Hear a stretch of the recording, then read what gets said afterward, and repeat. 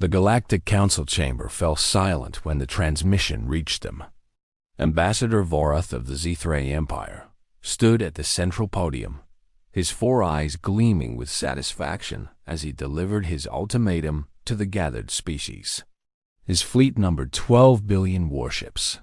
They had conquered 37 civilizations in the last 1,000 years.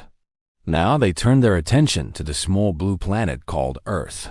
The human representative, a woman named Captain Sarah Chun, listened with her arms crossed. She was the only human present in the chamber that day. Around her, ambassadors from 100 different worlds whispered nervously. Everyone knew what was coming. The Zithrani had never lost a war. Their ships darkened the skies of every world they visited. Their soldiers numbered in the trillions. Vorath finished his speech with a cold smile. He gave humanity 7 standard days to surrender. After that, his fleet would reduce Earth to ash and scatter its remains across the void. Captain Chun stood up slowly. The chamber fell silent again. Every eye, every optical sensor, every sensory organ turned toward the small human woman. She cleared her throat and spoke in a calm voice. She thanked the Zithrani for their generous offer. Then she informed the council that humanity had considered the matter carefully. Earth would not surrender. Instead, humanity would be sending a response to the Zithrani fleet. Vorath laughed. His laugh echoed through the chamber like thunder. He asked how many ships humanity planned to send against his 12 billion vessels. He expected her to name some pathetic number. Perhaps a few thousand. Perhaps a few 100,000. It would not matter. His fleet would crush them all. Captain Chun smiled. She told him humanity would send 1 ship. A single Corvette named the Sparrow. It would arrive at the Zithrani staging point within 3 standard days. The chamber erupted in chaos. Ambassadors shouted. Some laughed. Others stared at Chun like she had lost her mind. The Dravosi ambassador, a being made of living crystal, asked if she was making some kind of joke. The Mephilan delegate demanded to know if humanity had a death wish. Chun waited for the noise to die down.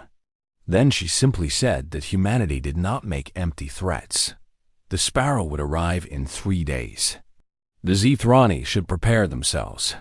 She walked out of the chamber without looking back. 3 days later, the Zithrani fleet waited at the edge of the Kepler system. 12 billion warships hung in the darkness like a metal ocean. Their weapons could crack planets. Their shields could withstand the heat of stars. Admiral Thraxis commanded them from his flagship, a vessel 300 kilometers long.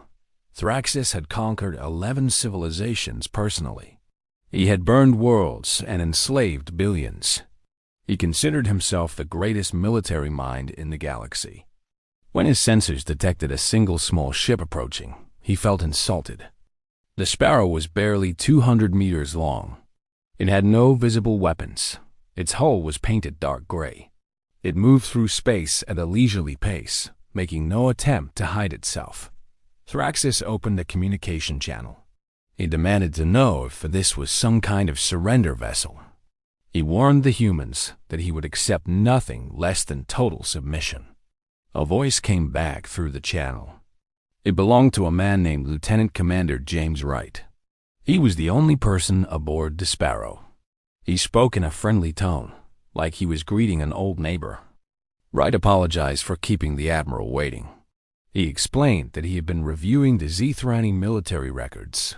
Very impressive stuff. He said, 37 conquered civilizations, 12 billion ships, truly remarkable numbers. Thraxis felt his anger rising. He told the human to get to the point. Surrender or die. Wright chuckled softly. He said that was exactly what he wanted to discuss. He asked if the Admiral had ever wondered why humanity had been left alone for so long. The Zithrani had conquered species much closer to them. Older species. Stronger species. Yet they had never touched Earth. Thraxis hesitated. He had wondered about this. His intelligence officers had studied humanity for decades. They had never found a clear answer. Wright continued speaking. He said the galactic community had a name for Earth. They called it the Quarantine World, not because humanity was dangerous to others, but because humanity was different in a way that scared the rest of the galaxy. The human explained that evolution on Earth had taken a strange path. The planet was violent. Its creatures competed and killed and adapted in ways that other worlds did not experience. Humanity had inherited that violence. They had turned it into an art form.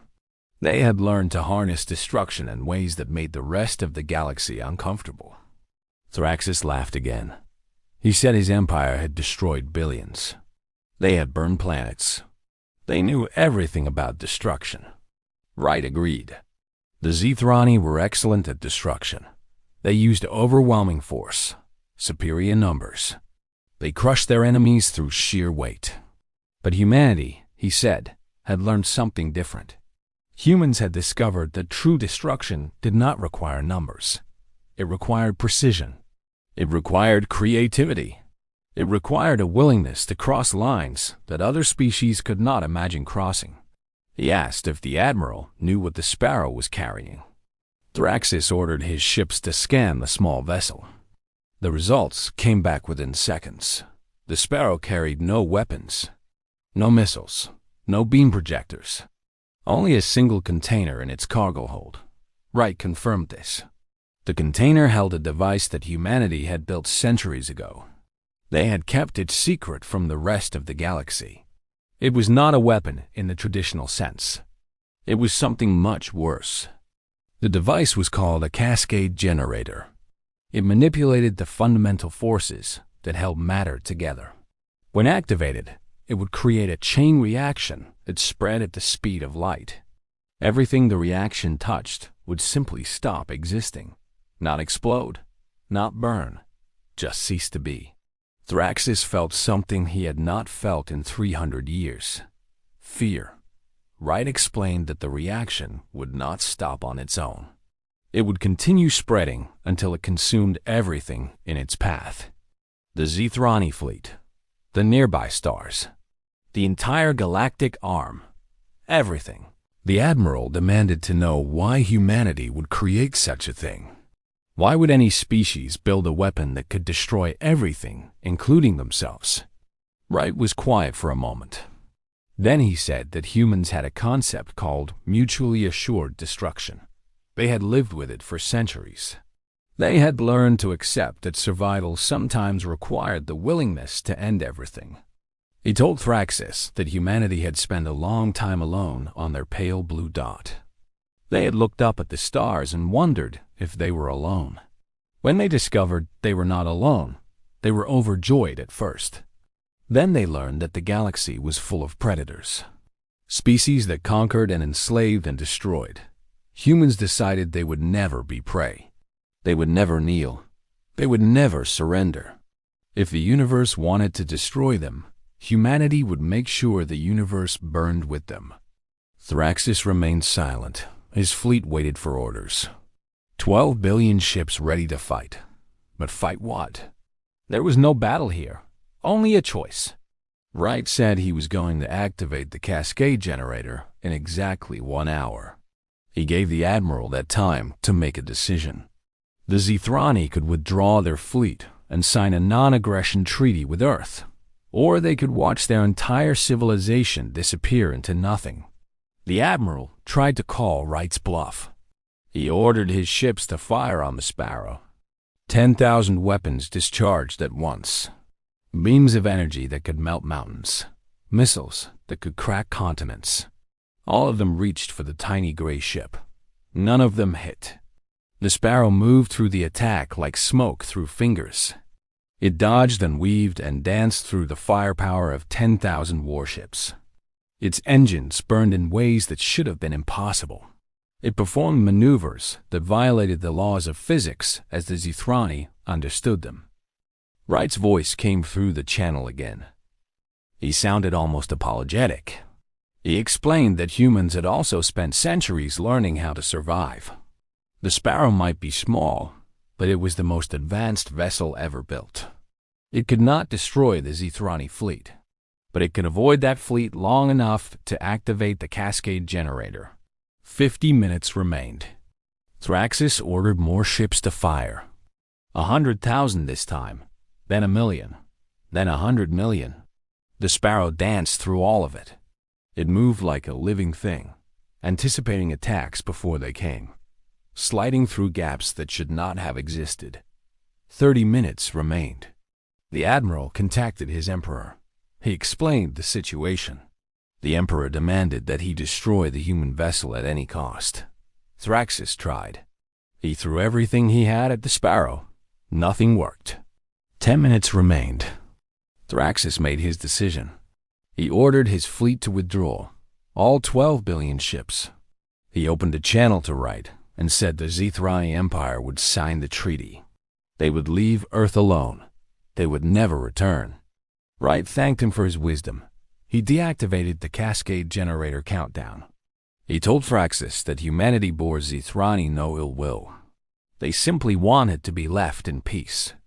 The massive fleet began to move away. It took them hours to clear the system. Thraxis watched the tiny Corvette the entire time.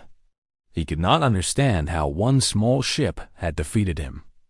Before he left, he asked Wright one final question. He wanted to know if a cascade generator was real. Would it really have destroyed everything? Wright was quiet for a long moment. Then he said something that chilled Thraxis to his core. He said he honestly did not know. Humanity had never tested it. They had built it based on theoretical physics. It might work. It might not. There was only one way to find out, and no one wanted to try. Thraxis realized the truth then. The humans had faced 12 billion warships with nothing but a gamble. They had bet their existence on a weapon that might not even work. And they had done it without hesitation. That was the moment Thraxis understood why the rest of the galaxy feared Earth. It was not because humans were powerful. It was because they were willing to risk everything. They would bet their entire species on a single throw of the dice. They would rather die than kneel. The HFY Empire never approached Earth again. The story of the Sparrow spread across the galaxy. Other aggressive species heard it and reconsidered their plans. The quarantine world remained untouched. Captain Chun returned to Earth a hero. Lieutenant Commander Wright received a medal and retired to a quiet life on a farm in Montana. The Sparrow was placed in a museum, its secrets carefully guarded. And somewhere in the depths of space, other civilizations watched and wondered. They looked at the pale blue dot called Earth and asked themselves the same question. What kind of species would build a weapon that could destroy everything? What kind of species would be willing to use it? The answer was simple. Humans. Humanity was the only species desperate enough, brave enough, and crazy enough to make that choice. They had earned their place among the stars, not through conquest, but through defiance. They had looked at a universe full of predators and said they would not be prey. The galaxy learned to respect them, not because they were powerful, but because they were unpredictable, because they would never surrender, because they would burn everything rather than kneel. That was humanity's gift to the cosmos. That was their legacy. They were the species that sent a single Corvette against 12 billion warships, and won.